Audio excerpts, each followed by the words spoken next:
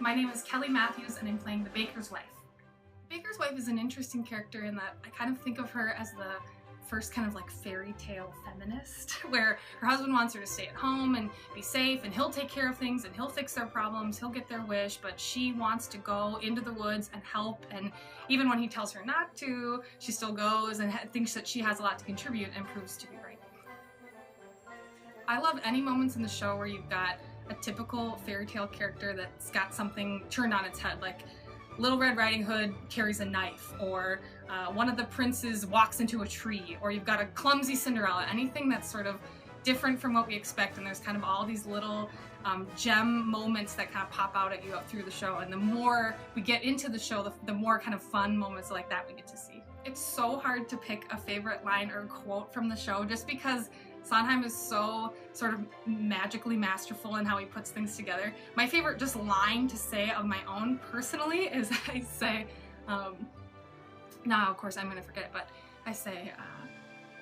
steal it. Just two days ago, you were accusing me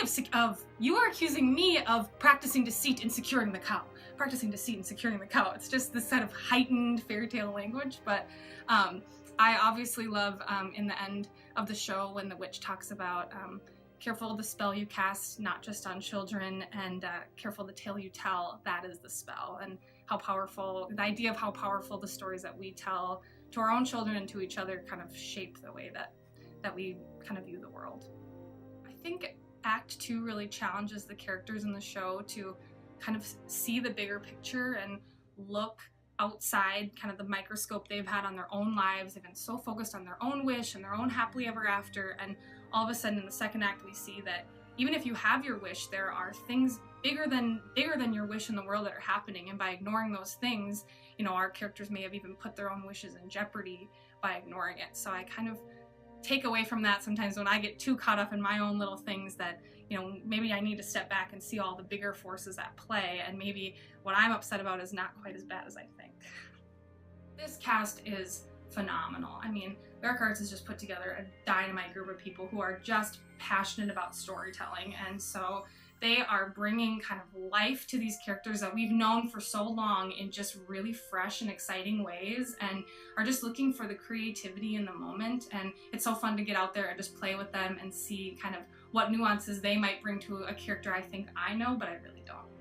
I think our production falls at a really interesting time, just in that there's this Into the Woods movie that's kind of coming out, and people who maybe wouldn't be familiar with the stage show are becoming familiar with it, but the version that the movie gives us is not the version that the show gives us. So I'm excited to have people come and sort of experience the show the way that it was sort of created in its full entirety, and see, especially for people who have sort of fallen in love with the movie, that, you know, this is sort of maybe like the extended edition, the bonus features, that there's a lot more to it and a lot more beautiful music that they haven't even heard yet.